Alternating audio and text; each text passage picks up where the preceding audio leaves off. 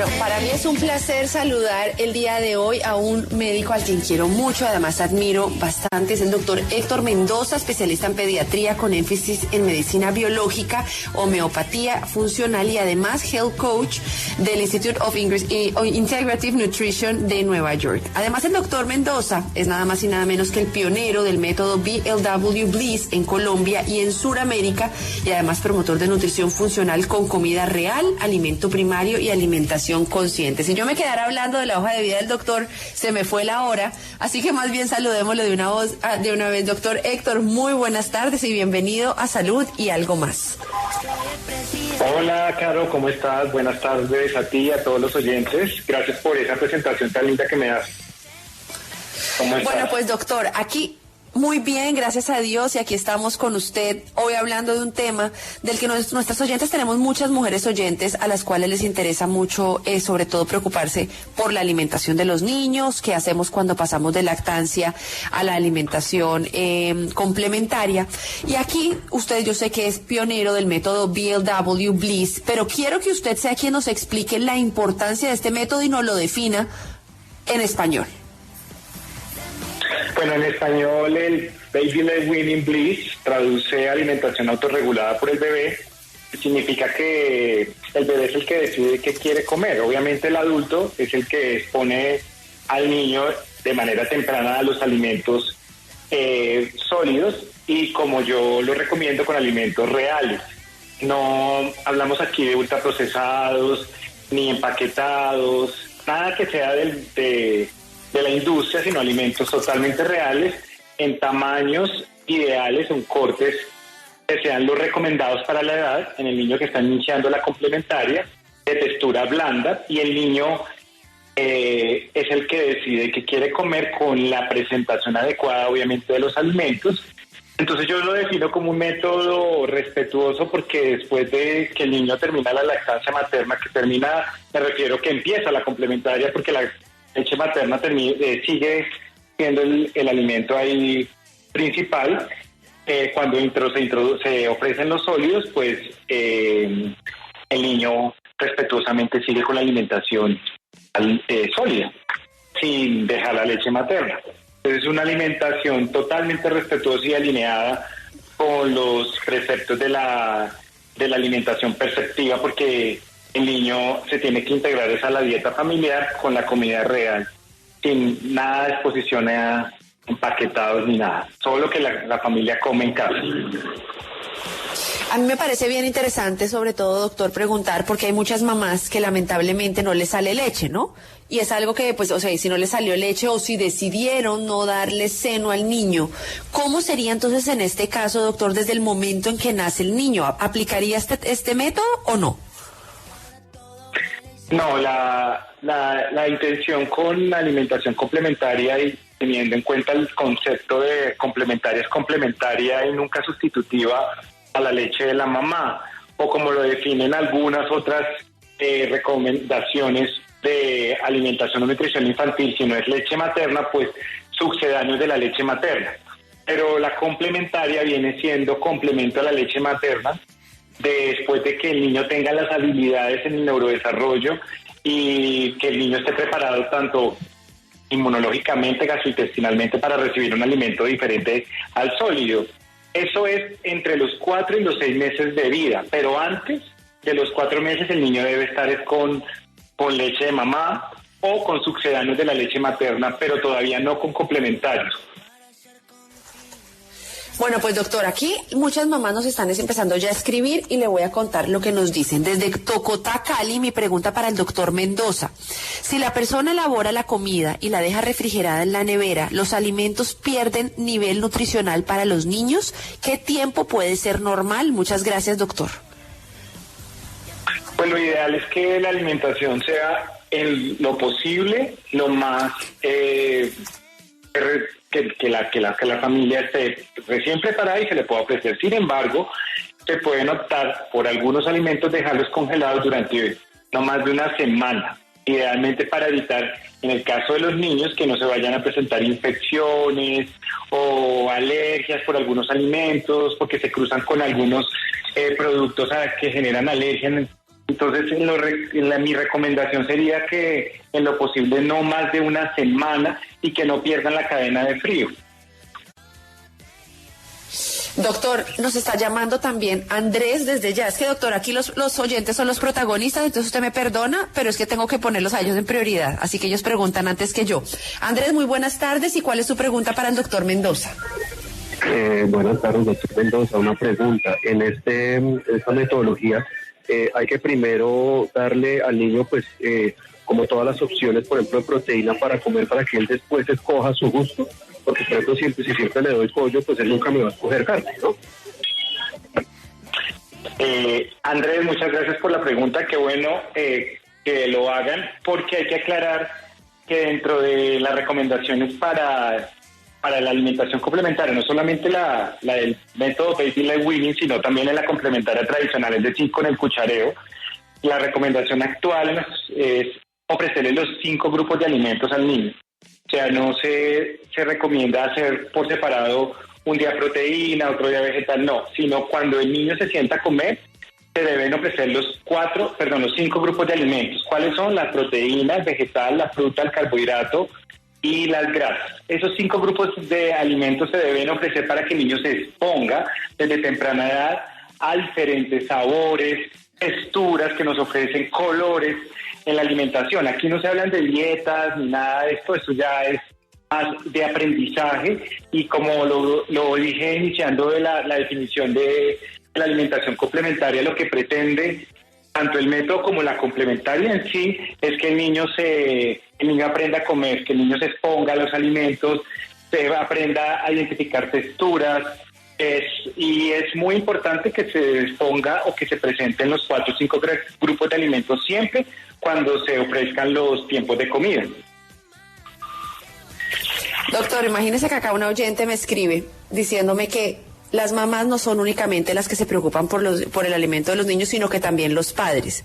Entonces, yo quiero acá aclarar y quiero dejarlo acá con usted que lógicamente cuando nosotros decimos las mamás es porque la mamá es la que se encarga más que todo del bebé cuando nace, ¿no? Cuando nace el bebé. Eso que lo quiero aclarar, doctor, porque yo sé que hay papás que están muy, muy pendientes, tanto hombre como mujer, y sobre todo hoy en día, de la alimentación de los niños. ¿Cuál sería este consejo para los hombres en caso de que sea el hombre quien se encargue de la alimentación complementaria? Pues a mí me parece una oportunidad para que el papá alimente al niño y se integre a la dieta, porque la alimentación o la comida, el alimento general, expresa también emociones. Entonces va a poder el papá tener mayor vínculo emocional con el niño a temprana edad. Entonces, aquí, por ejemplo, en mi consultorio, a mí me consultan la familia completa, y el papá cada vez, y sobre todo el papá en la actualidad, está muy integrado en la alimentación de los niños, cosa que me parece maravilloso. Entonces, una de las recomendaciones es que, teniendo en cuenta que la alimentación más que nutricional es emocional, y sobre todo en los primeros años de vida va a fomentar mayor vínculo afectivo entre padre e hijo. Entonces, el hecho de que papá no tenga seno, no le alimente directamente con el vínculo que da mamá cuando está dando lactancia materna. Cuando inicia la alimentación complementaria, papá puede tener ese rol y puede mejorar el vínculo afectivo con su hijo desde los primeros años de vida. Entonces es súper importante que lo haga, que se incluya en la dieta familiar, que cuando el niño se integre, vea al papá y la mamá comiendo en lo posible, si no se puede entre semana, por lo menos los fines de semana, y en los niños lactantes, en los niños más pequeños, cuando están optando por alimentación complementaria tradicional o cuchareo, que lo haga el papá, maravilloso. Me parece que eso sería pues lo ideal. Doctor, muchos oyentes nos están preguntando que cuál sería el desayuno ideal para la época escolar de los niños. Pues el desayuno ideal, o cualquiera de los 3 tiempos de comida, la recomendación en los nutricionales en los niños, que es 4 o 5 grupos de alimentos deben estar ofrecidos, nuevamente, como lo dije, con la complementaria también en la época escolar. Entonces lo ideal es que el niño se exponga en la mañana también con una buena opción de comida, de alimentos reales, funcionales. En eso nuevamente una buena porción, en la opción de proteína, vegetal, la fruta y la preparación con las grasas y las que son tan claves en los primeros años de vida para el desarrollo cerebral. Entonces, eso es lo que se recomienda en los 3 tiempos de comida. Y en el desayuno aplica lo mismo. 4 o 5 grupos de alimentos con la inclusión de las grasas que no deben faltar en la primera hora del día. Aquí, por ejemplo, me escribe una oyente y me dice, ¿y cuál sería una recomendación para los snacks de los niños? ¿También deben ellos comer solo 3 veces al día como los adultos?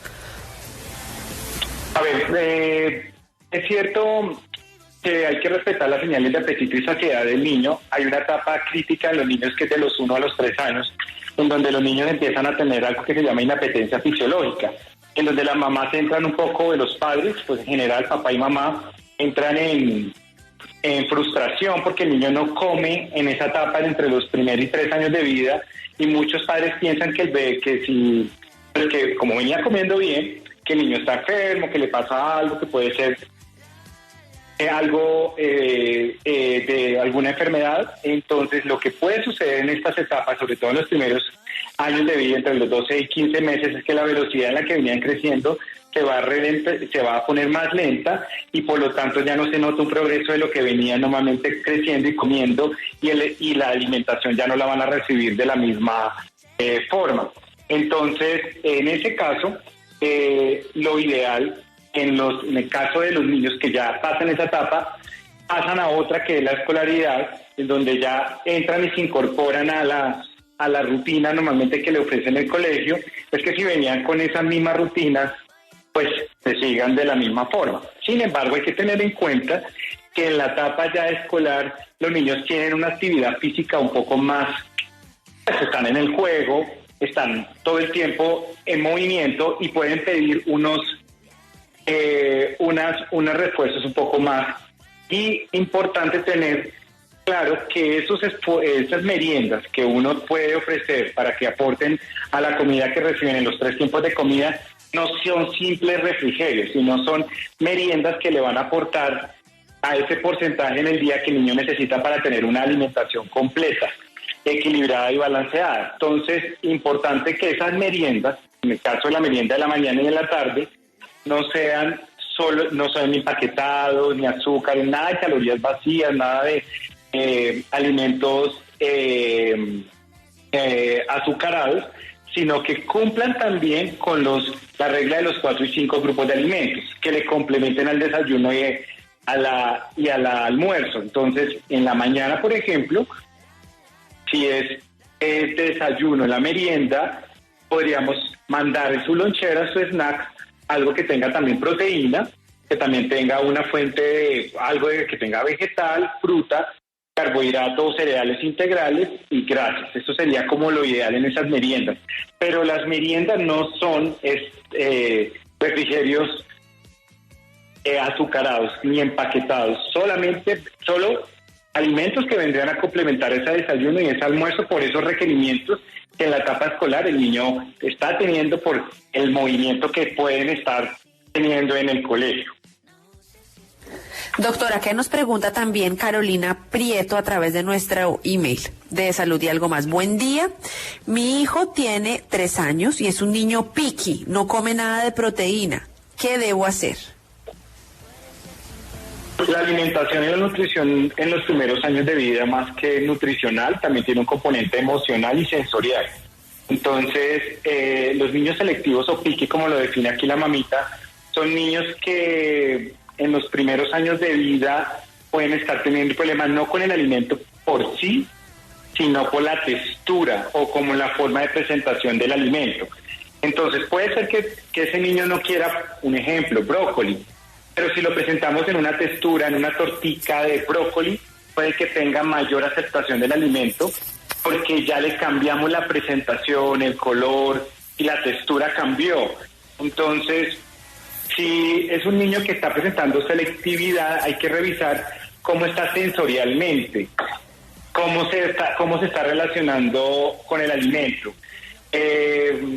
Probablemente también hay que validar la emoción de los padres. A esto yo lo he definido como comedores ansiosos o tensos, en donde las familias se sienten frustración porque el niño no le come, nuevamente como lo estaba diciendo anteriormente, porque bajan las velocidades de crecimiento y ya no necesitan tanto volumen de comida. Entonces, estos pacienticos generan que en el hogar los padres se sientan frustrados, tensos, y empiezan a forzarlos a comer y empiezan a generar más rechazo alimentario. Entonces, lo que hay que evitar es generar esa tensión en el hogar, en el ambiente, en la mesa familiar, para que los niños no rechacen más la comida.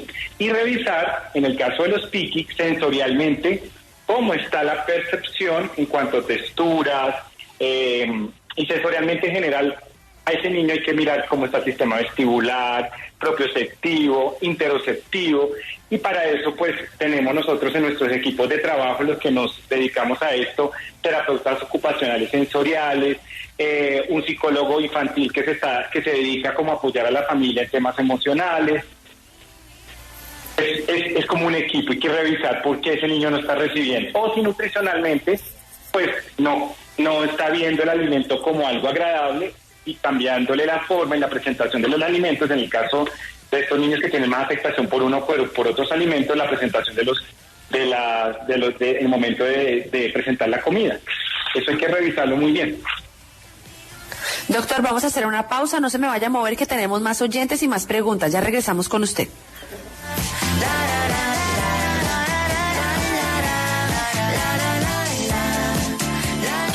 Escríbanos sus consultas y comentarios al correo saludyalgomas@gmail.com.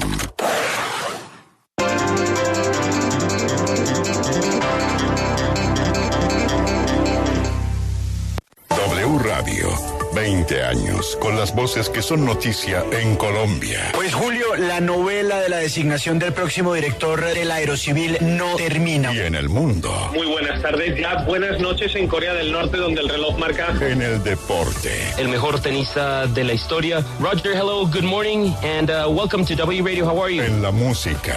About releasing Future Nostalgia. Definitely been, interesting putting out my record during this time. En el cine. El Oscar, señor Newman, ¿fue para usted un desafío, una meta toda la vida? I don't know. I think to be recognized by your actors and to be nominated. 20 años cerca, muy cerca de usted.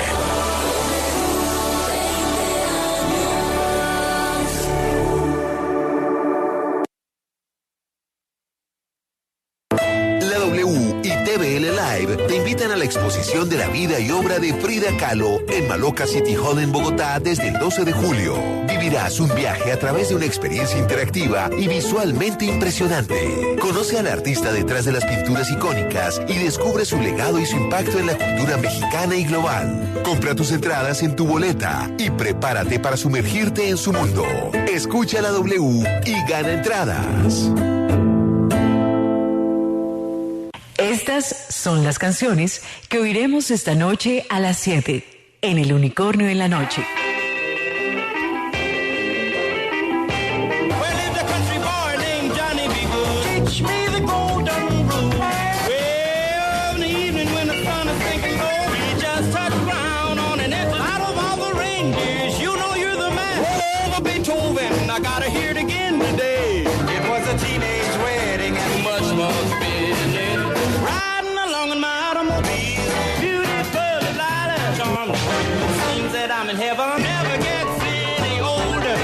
Sit alone and think of you.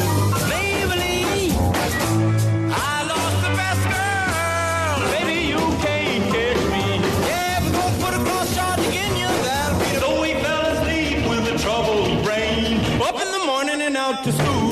If you wanna dance with me, I have no kick against my. La imaginación empieza a fluir.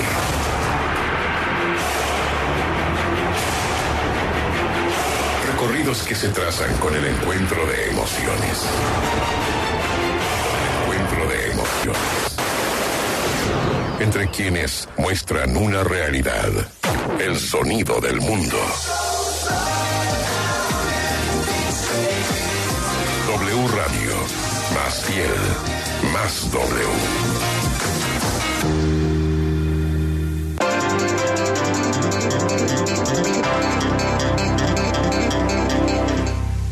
Volvemos en Salud y Algo Más.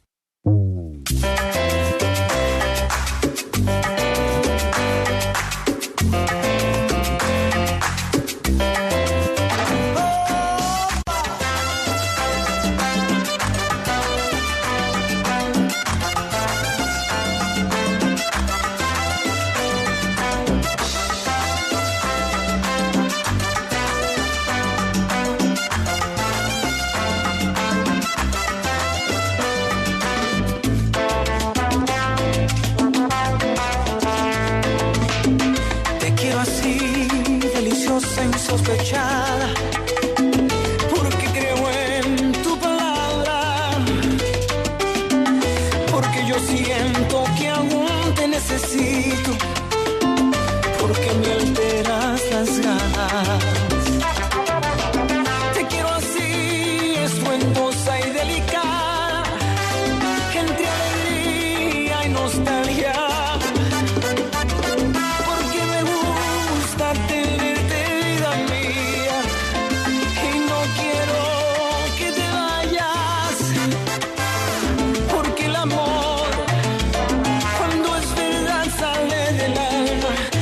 Aturden los sentidos y de pronto descubrimos que la piel se enciende en llamas. Bien, tu amor me hace bien, tu amor me desarma. Ay, tu amor me controla.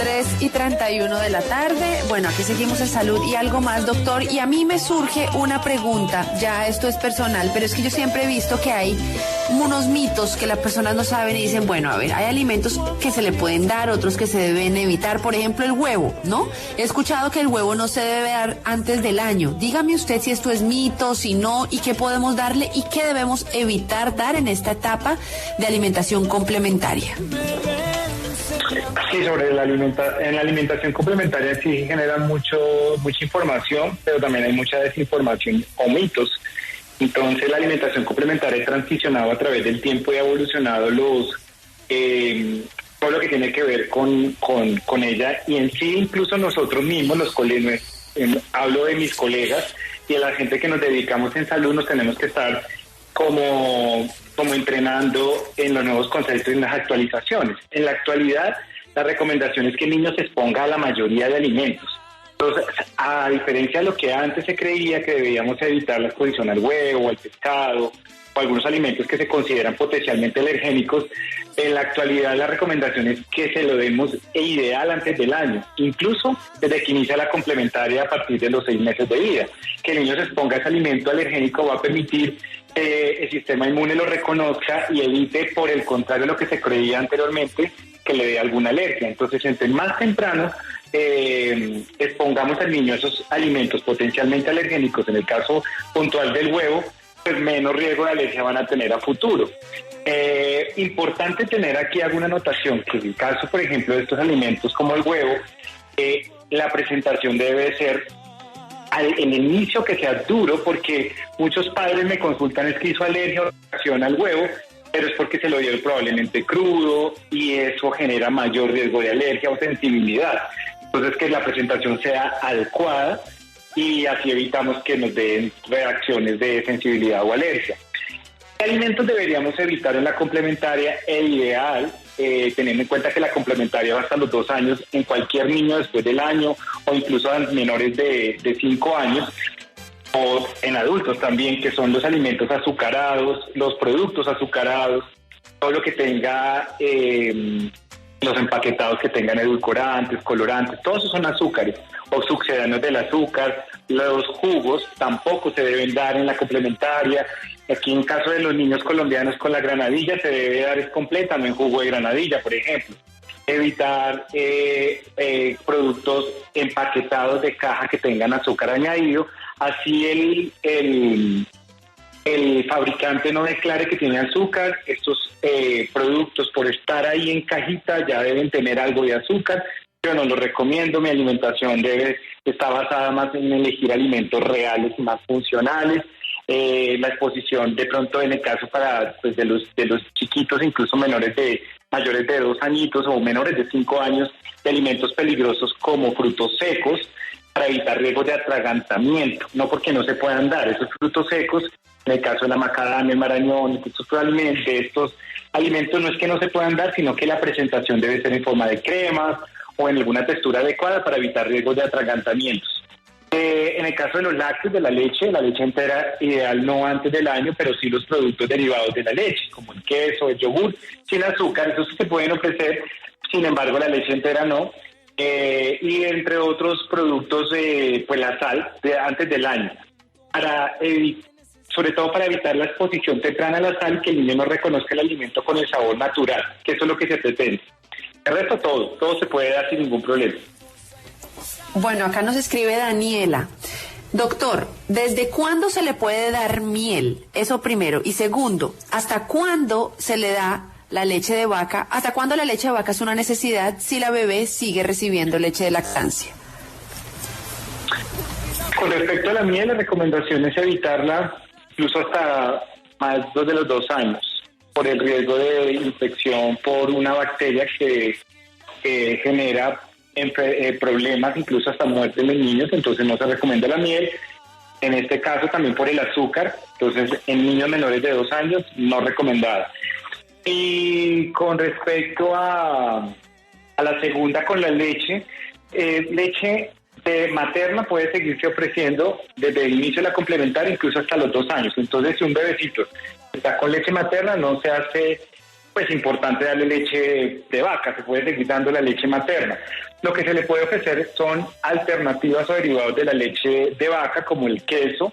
En este caso, pues las recomendaciones están más dadas a quesos bajos en sodio, pero que sí tengan contenido de grasa.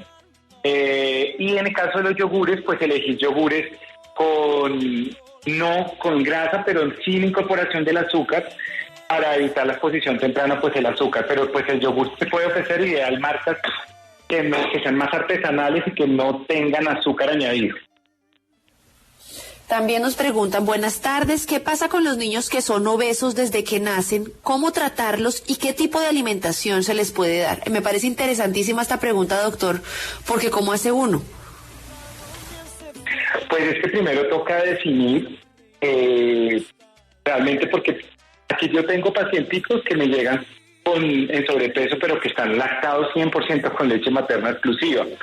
Sí existe y se han hecho publicaciones, hay estudios que la calidad de la lactancia materna se impacta en la nutrición de los niños. Entonces, si mamá tuvo, por ejemplo, sobrepeso o obesidad preconcepcional, la mamá llega a un embarazo con obesidad y el niño está ingiriendo la leche mamá, una mamá que tuvo una dieta probablemente con alto consumo de azúcares o con obesidad, pues puede programar metabólicamente a que el niño también tenga sobrepeso o obesidad.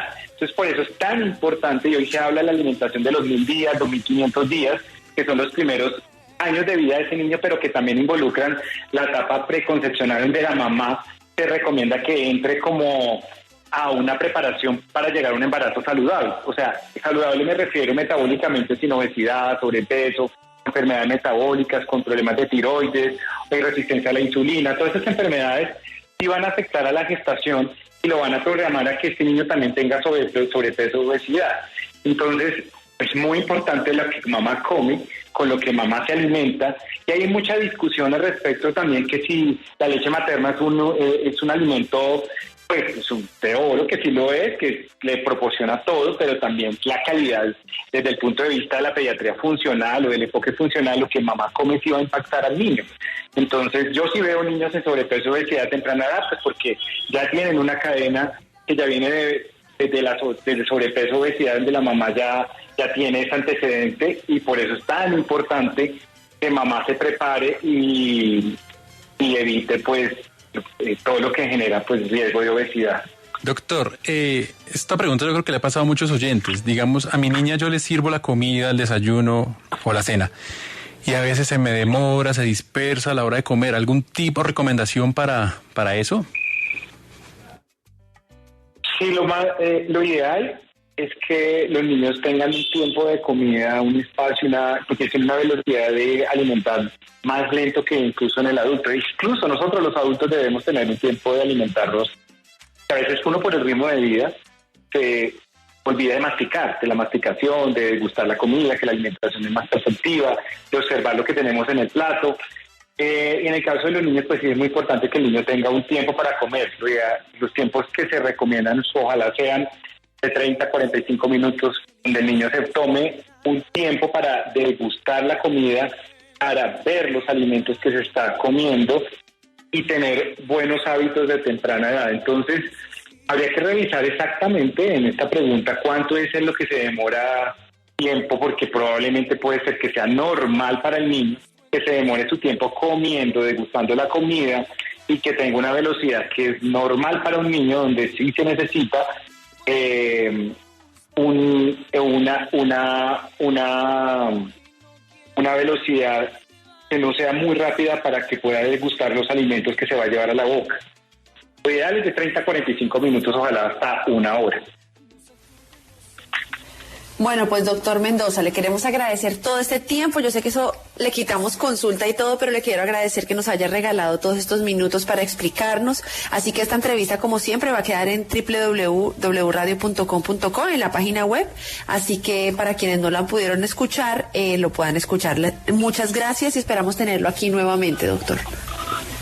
Muchas gracias a ustedes por el espacio y gracias a todas las personas que estuvieron conectadas aquí aprendiendo sobre salud, sobre todo con la nutrición infantil de los niños, que es algo tan importante.